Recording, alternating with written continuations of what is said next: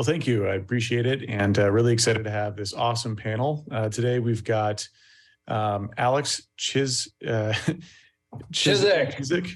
Okay, sorry, that was my bad. It's a little bit difficult. I'm from Texas, so it's a little bit difficult to pronounce these things. But Alex from OKCoin, we've got Liao from Xverse, and Tycho from Zest Protocol, a trust machines company. So welcome everyone. Really excited to have you here today. We're going to talk about Stacks 2.1 continuous stacking. So to get us started, Ken, I've personally used Xverse before. It's a really great app. Can you walk us through some of the basics of stacking and what's going on here? Sure, yeah. So stacking is basically a Bitcoin yield generating mechanism that's native to the Stacks blockchain. And it derives the yield from the proof of transfer consensus mechanism, where the miners of Stacks tokens, they will expend Bitcoin in order to mine Stacks tokens. And the stackers who hold Stacks tokens and lock them up will receive that yield paid in native Bitcoin. Now, there's a limit on the protocol where you need to have at least 130,000 Stacks tokens in order to stack by yourself.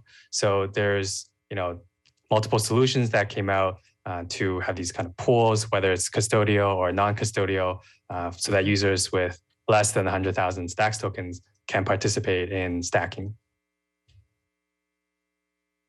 Okay, great. And how does that stacking process exactly work from like a user's perspective? So if you don't have a ton of Stacks tokens, you've got just a few, how would you go work? How would you do this in Xverse?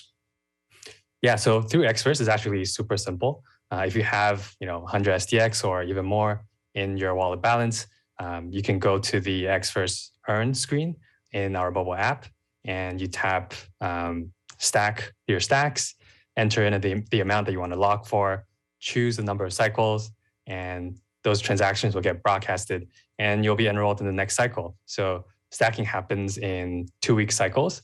So when you delegate to a pool, you won't be locked until the next cycle actually starts.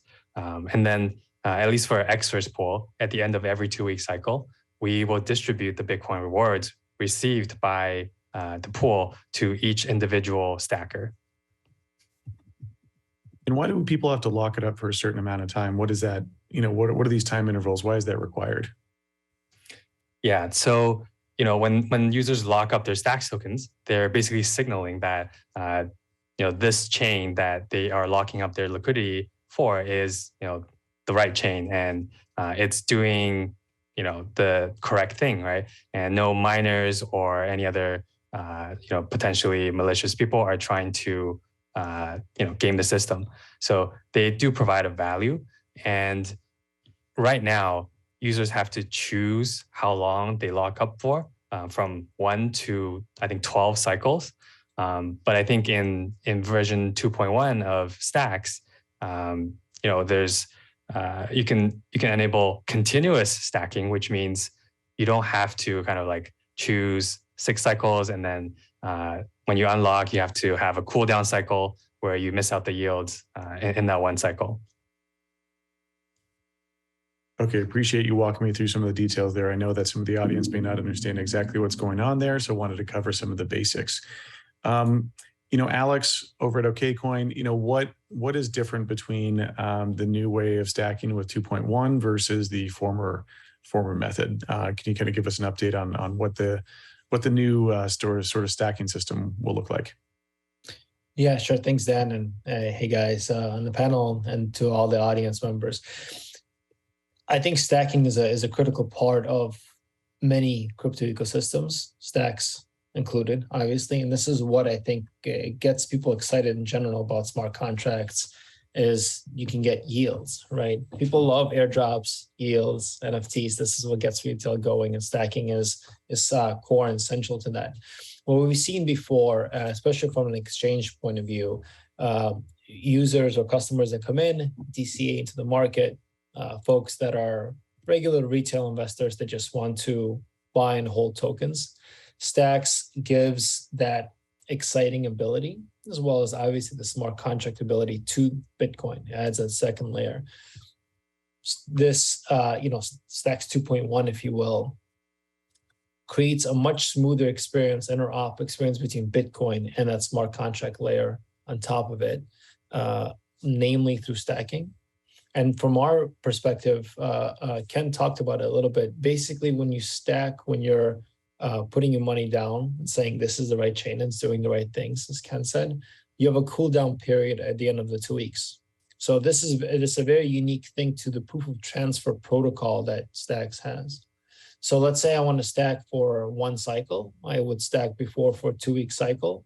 I would redeem my coins, my stacks, and my Bitcoin rewards on, after 2 weeks, call it day 14.1, right? I get my coins back. Then I have to wait 14 days because that second cycle started when I redeemed my coins from the first cycle. So I can only start stacking in cycle 3. Okay. I stack for 5 cycles. I missed the 6th one. I stack for 7 cycles. I missed the 8th one, and so on and so forth. Continuous stacking allows me to, as Ken mentioned, generate more yield because I'm not missing. There's no cooldown 2-week period. And so it creates a very seamless user experience in order to stack and restack and get more rewards. And frankly, a more flexible period, because you don't have to think, well, should I stack for 1 cycle or should I stack for 12 cycles? A lot of customers that we've seen come into this decision fatigue of, well, I really want to get the rewards, but I don't know what's going to happen to the price, right? So I don't want to be susceptible to price volatility.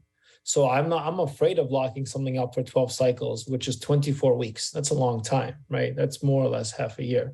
And maybe I want to do it for 2 cycles. Continuous stacking removes that decision point. It makes the whole chain much more seamless. That's a great explanation. That makes it very clear of kind of like 2.1 is a more seamless, much easier stacking process versus having to think through, what sort of time period do I want to lock up my funds for? So really appreciate that. Appreciate you diving in on that. And Tycho, I want to bring it over to you. You're the yield guy with Zest, what you're working on, Zest protocol. You're thinking about lending and borrowing and yield and what that all represents. When people stack, stacks and get that Bitcoin yield, what exactly is that yield, or what would you call that exactly? Yeah, it's an interesting question. I think the kind of yield that you're getting is essentially yield for securing the network, right? So you're getting Bitcoin yield, and essentially you're getting that yield because there are miners, right, willing to spend Bitcoin to secure the network, to secure the chain, and in the end to get the transaction fees as well, right? So it's really kind of, in a way, it's kind of a way to give the transaction fees or the Coinbase sort of reward back to the people who sort of are invested in the network. So I guess that's sort of how I would think about stacking yield. And but yeah, the problem with it is that, or until now, it's not been very programmable, right? So you sort of get this Bitcoin somewhere, and then you would maybe transfer it or swap it for STX to distribute to the stackers. But what you get now is that it could, for example, go to a taproot address, right? And that taproot address could be owned by many more participants, right? And at that point, you could, with continuous stacking, you could have a smart contract that actually performs the stacking. So you could pool it in a smart contract. You could do all these sort of exciting things to basically make the yield that the network produces just from transactions, make it more programmable and easier to distribute to more people. And so this isn't a yield that you would get on lending and borrowing, right? This is more of like a staking yield, or how would you define it? Because I'm thinking for like the common person who's watching this right now, it might be a little technical. So they're not earning a yield based on like risk of them lending out their coins. It's a different type of risk and reward. Can you dive in a little bit deeper there? I know you touched on it a little bit. Yeah. Essentially, people are not really. So the only risk I think that people take when they are stacking is that they're taking STX price risk, right? Because STX might change in dollar value or Bitcoin value or whatever you denominate it in. So that's the real risk you're taking. But unlike staking on Ethereum or other proof of stake networks, like with stacking, the STX kind of never leaves your wallet in a sense, right? Also, if you would delegate it. So it's in that sense, it's a very secure sort of way of doing it, and you're essentially getting rewarded for taking, I guess, that STX price risk, right? So STX is still a volatile token, and you get that, by basically believing in the network, you get part of the fees that originate from the network through stacking. Very cool. Really appreciate you diving in on that. I know for some folks, it took me a little while to understand the topic, so I think you did a really good job of explaining that simply. I'm going to open this up for the whole group. With this continuous stacking, this does unlock some sort of DeFi Legos or DeFi functionality where you've got a stream of Bitcoin essentially. And whoever wants to answer this first, please speak up. But essentially, throwing this out to the group, what sort of new DeFi primitives, using this kind of like streaming flow of Bitcoin, what sort of primitives can you create from this, or what sort of applications can be built on that primitive is actually, I think, a better question.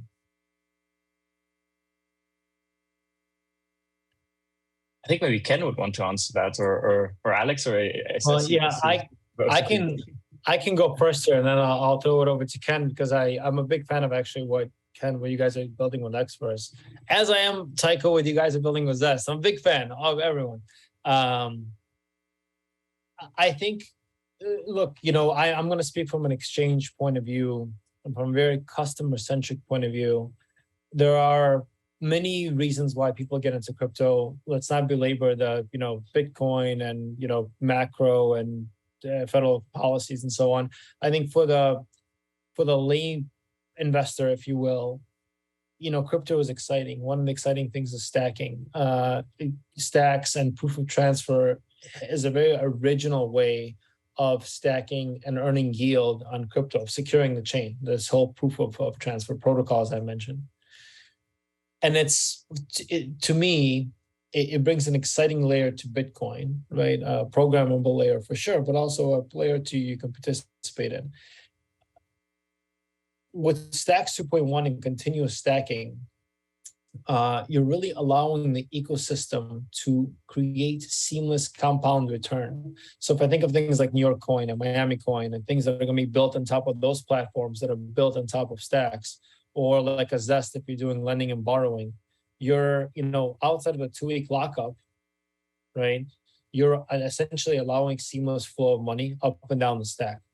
Then I can imagine somebody, and I don't know if I'm ruining someone's roadmap over here, or I'm suggesting someone's roadmap, or I'm leaking serious alpha. I really don't know, actually. But it would be interesting for a to have a product that has some sort of intra-cycle stacking, right? So, hey, to give customers an ability to stack for a day or a couple of days or a week within that same 2 weeks lockup, where the protocol manages the risk, right? Manages the reward as a layer on top of Stacks. And then you're able to come in and out without the cooling period. I can see a lot more innovative financial products built on top of this that weren't able to be built before. Now, please, Tycho and Ken, tell me you guys are building this. If not, I give you guys free alpha. So all the profits you get from your companies, just remember who gave it to you. Yeah, I think there's probably 1 or 2 companies that's building something similar to that. I don't know exactly, what kind of products people are building, but I have heard through various channels that, it's possible to create a passive Bitcoin yield product through stacking. So, right now with stacking, you might, miss out cycles because, you're because of the cooldown period, and it just isn't a very smooth kind of continuous income that you would get from stacking. But once that problem is solved, you could see, some type of product that will convert your Bitcoin, under the hood into stacks, right? And lock it up to generate a yield that's paid in Bitcoin. And then you could go out and purchase some type of, hedging instrument so that we're insulated from the price risk of, stacks to Bitcoin. And that way, from, the purchaser's perspective, you're essentially locking up Bitcoin to generate a Bitcoin yield. And you don't necessarily have to put your Bitcoin into somebody else's hands where, they could lose it or get hacked or something else can happen. Yeah, you're basically hedging out like the sort of price risk you would take from like buying the STX, right, on a sort of decentralized exchange. And that's what Alex is working on, which is like some pretty cool stuff. Not Alex in this call, but or in this on this panel, but Alex Go, the DeFi protocol. And in general, it will be basically possible for smart contracts to do this, right? I think that's sort of just the layer of abstraction that it adds, right? Currently, only people can stack, or you need to join a stacking pool that is maybe custodial to some extent.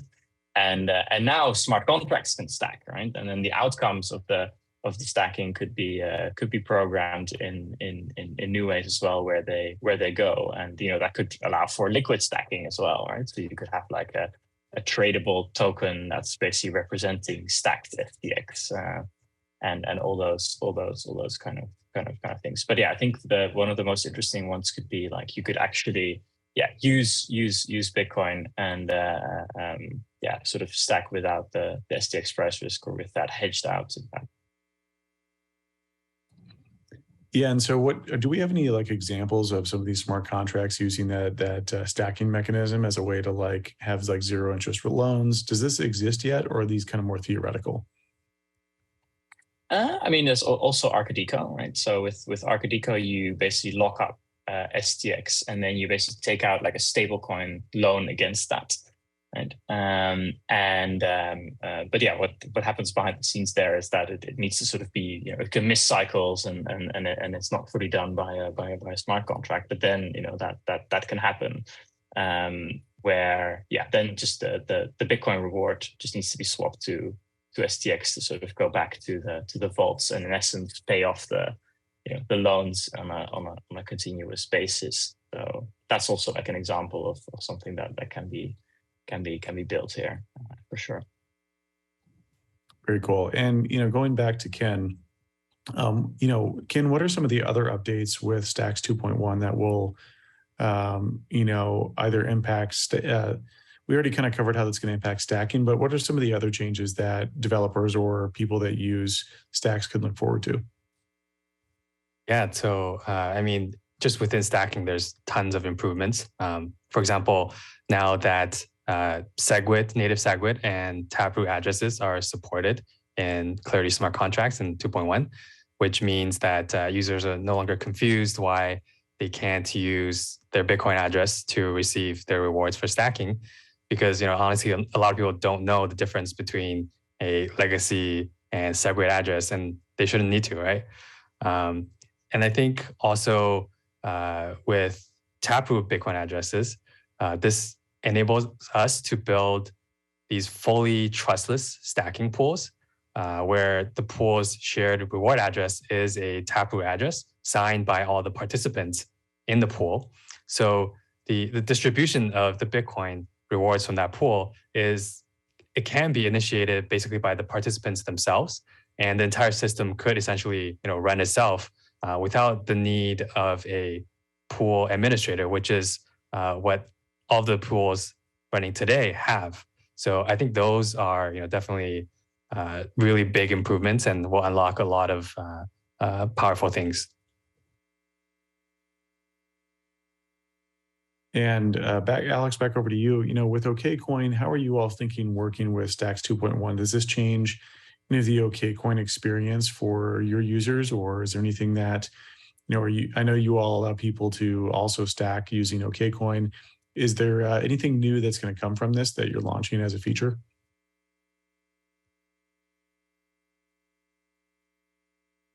Please be on mute. Yep, I was on mute. So user error abound. I can't link everything just yet, but one of the biggest feedback pieces we've had was that basically it's this dichotomy between 1 cycle and 12 cycles they have to stack for, right? And so this one allows us to give customers much more choice in how we allow stacking to happen. And by the way, stacking for us, for OKCoin, is a very critical piece of the product offering. We don't charge money for it. We just use whatever the protocol underneath gives as rewards, and we pass that 100% through to our customers. And so with Stacks, stacking Miami Coin, New York Coin, and so on, anything built on the Stacks ecosystem, stacking is pretty critical. And we've heard from customers all the time, especially for Miami Coin, hey, when I get Stacks back, can I get those Stacks and have them automatically reinvested, to basically earn Bitcoin? You have this cascading yield cycle that only the Stacks ecosystem can give you. And so when we think about, building out Earn and offering new products, I will push the product team. Well, I'll suggest to the product team, I'll leave it like this, to create much more seamless stacking experience, obviously, many more choices in terms of where people can stack and or actually for how long people need to stack, and automatic restacking. The other powerful thing is, let's say somebody, stacks Miami Coin and you get Stacks back, can you take those Stacks and automatically add them to staking within Bitcoin, to stake them on Stacks to get Bitcoin? That automatic flow, right, from a user experience is going to come sooner or later. And I'd love to see that in OKCoin. Awesome. And we're wrapping up here the last couple of minutes. I want to throw it back out to the group. I think I'll start with picking out, actually, I'll pick out individuals when we go through. What's kind of the last word you want to say on, your project, what you're working on, and where people can find out more about you? So we'll first start with Tycho. I would love to hear, can you give the audience a little bit more insight into what you're doing, why it's important, and where people can find out more? Yeah, for sure. So I'm a general manager at Trust Machines, where we're building the largest ecosystem of Bitcoin applications. So definitely check that out. So at Trust Machines Co, I believe, on Twitter. And then I'm building Zest protocol, right, which is an under collateralized Bitcoin lending solution where you can lend out your Bitcoin to some of the most creditworthy participants in the Bitcoin economy and earn a yield on it. We will very soon go to testnet. It's a couple of weeks away, so the date announcement will probably happen next week, and then mainnet later this quarter. So that's going to be quite exciting. And so that's at Zest protocol on Twitter. Thank you, Tycho. And Alex, would you like to go next? Sure. Yeah. By the way, everyone should follow us, OKCoin, Tycho, and Ken on Twitter. Ken had a nice thread a few weweeks ago or a month ago, I don't remember exactly when, on actually what all the changes are from Stacks 2.1. And it has to do with bridges and all the other changes that 2.1 brings. So definitely follow Tycho and Ken. I think both projects are quite good. Look, for us, it's at OKCoin. For me, if you guys want to follow me, Mr. EBITDA, MR, ITDA. And I would say the one thing that, for OKCoin, we've been big proponents and partners. We partner with the Stacks ecosystem pretty deeply. We take Earn pretty seriously. Again, we don't charge fees for Earn. 100% of the money goes from the customer to the protocol, whatever it is, Stacks in this case, or another coins maker, Curve, or whatever, and it goes back to the customer. So for us, it's all about bringing on great projects and enabling the most easy and seamless way to stack and earn, and actually create yield within crypto and not just speculate on the price. Thank you, Alex. And we'll wrap up with Ken. Ken, can you tell us more about what you're working on and where to find out more about you? Sure, yeah. So we're working on Xverse, and Xverse is a advanced non-custodial wallet for Bitcoin and Stacks. Our mission is basically to make Bitcoin more powerful and scalable using Stacks and the Web3 applications that it enables. And also, we are right now on mobile with a desktop version coming really soon. And in the next several months, we also want to integrate with Lightning. We also run Xverse Pool, which is the stacking pool service where you can earn Bitcoin by locking up your stacks. It's completely free and non-custodial. And if you want to find out more about Xverse, please go to xverse.app. Thank you. Appreciate it, Ken. And thank you, all the panel participants. I really love the answers. Thank you for explaining a lot of it super simply. It was super informative, and I had a great time. Kyle, we're going to hand it back over to you.